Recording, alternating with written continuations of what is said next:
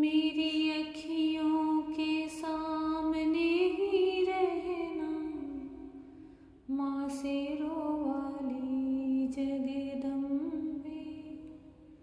मेरी अखियों के सामने ही रहना, माँ शेरों वाली जगदम्बे। आप सबको नवरात्रि की बहुत सारी शुभकामनाएं। नवरात्रि का तीसरा दिन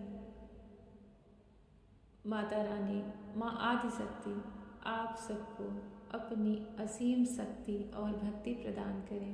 जय श्री कृष्णा मेरी सोल फैमिली। आध्यात्म आपके अपने चैनल पर मैं नंदा आप सबका बहुत बहुत स्वागत करती हूँ। श्रीमद् भागवत महापुराण का नवरात्रि में यह पाठ चल रहा है।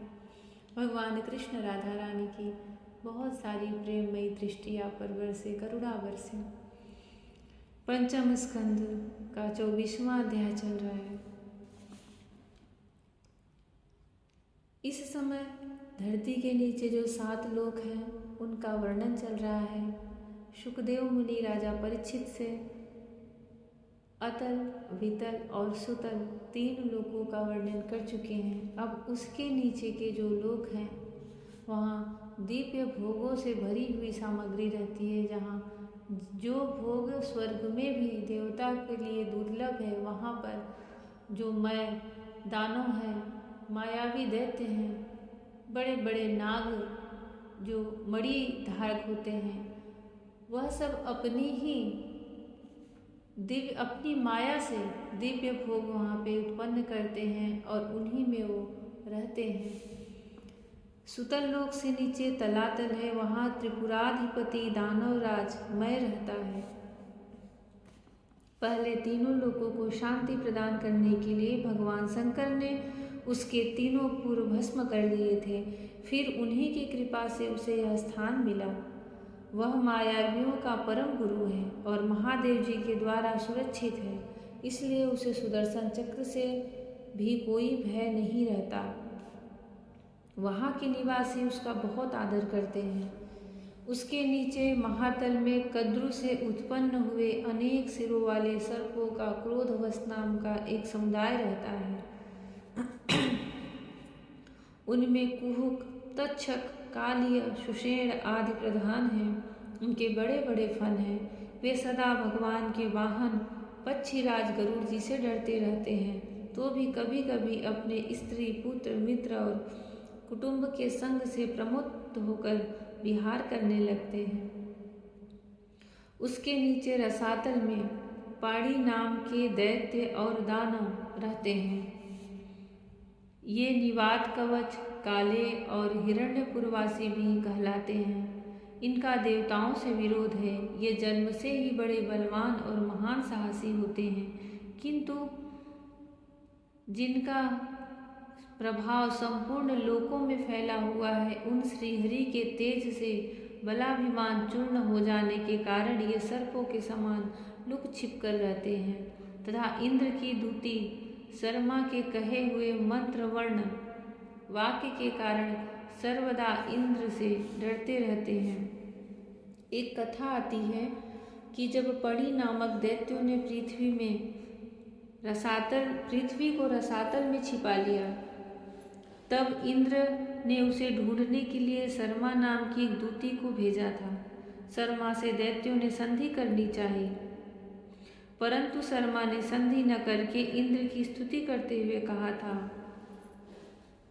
हता इंद्रेण पड़े सयध्वम।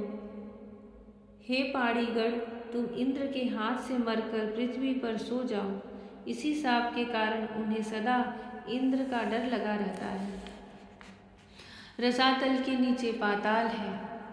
वहाँ शंख, कुलिक, महाशंख, श्वेत, धनंजय, धृतराष्ट्र, शंखचूड़, कंबल, अश्वतर और देवदत्त आदि बड़े बड़े क्रोधी और बड़े बड़े फनों वाले नाग रहते हैं।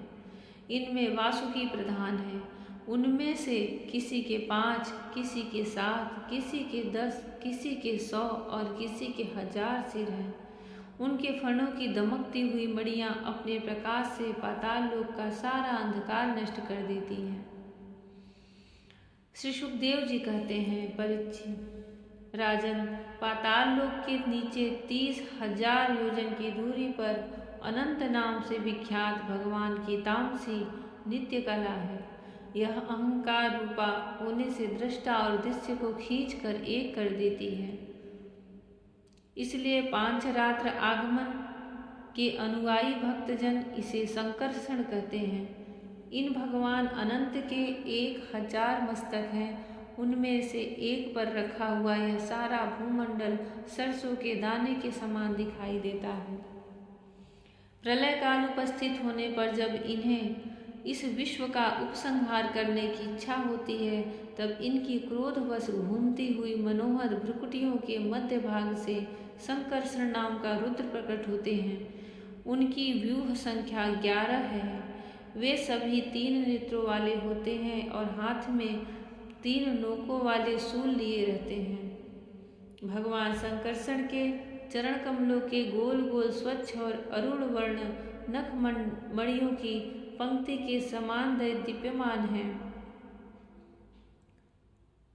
जब अन्य प्रधान भक्तों के सहित अनेकों नागराज अनन्य भक्ति भाव से उन्हें प्रणाम करते हैं, तब उन्हें उन नखमणियों में अपने कुंडल कांति मंडित कमनीय कपोलों वाले मनोहर मुखारविंदों की मनमोहिनी झांकी होती है और उनका मन आनंद से भर जाता है।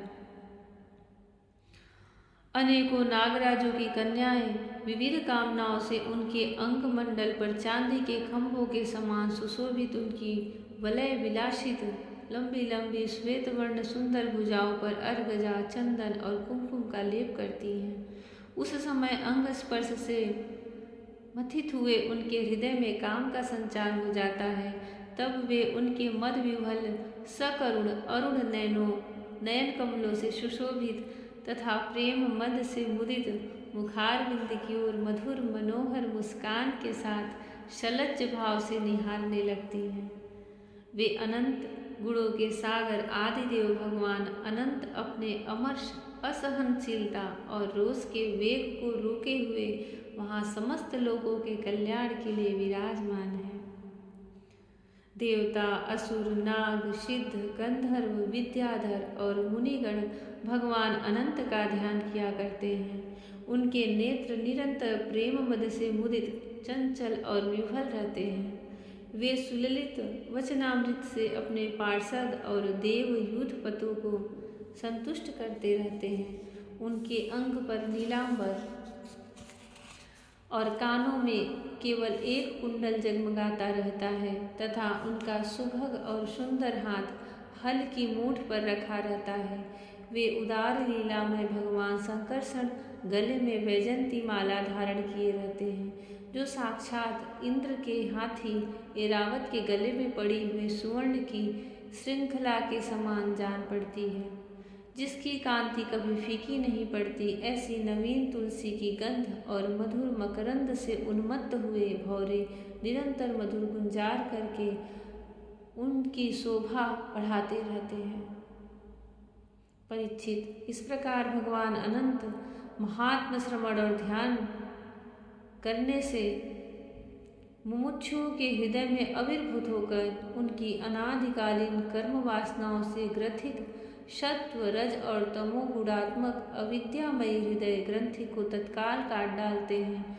उनके गुणों का एक बार ब्रह्मा जी के पुत्र भगवान नारद ने तुम्बरु गंधर्व के साथ ब्रह्मा जी की सभा में इस प्रकार गान किया। जिनकी दृष्टि पड़ने से ही जगत की उत्पत्ति, स्थिति और प्रलय के हेतुभूत सत्वादि प्राकृत गुण अपने अपने कार्य में समर्थ होते हैं, जिनका स्वरूप ध्रुव अनंत और अकृत अनादि है तथा जो अकेले होते हुए इस नानात्मक प्रपंच को अपने में धारण किए हुए हैं, उन भगवान संकर्षण के तत्व को कोई कैसे जान सकता है। जय श्री कृष्ण। शेषनाग के अवतार बलराम जी, त्रेता में भगवान लक्ष्मण जी, उन्हीं का जो यह विराट स्वरूप है उसका वर्णन चल रहा है। भगवान जिनकी गोद में शयन करते हैं, उन अनंत भगवान संकर्षण भगवान का जो स्थान है, जो उनका स्वरूप है और जो उनका दिव्य विराट स्वरूप है, उसका वर्णन यहाँ पर सुखदेव मुनि राजा परीक्षित से कर रहे हैं। यह धरती के नीचे के लोगों का वर्णन चल रहा है। भगवान संकर्षण अनंत सबको सद्बुद्धि दे, वह अंतर ज्ञान दे और भगवान श्री कृष्ण की, नारायण की अनन्य प्रेममयी भक्ति दे। जय श्री कृष्ण। राधे राधे। जय श्री कृष्ण। हरि ओम।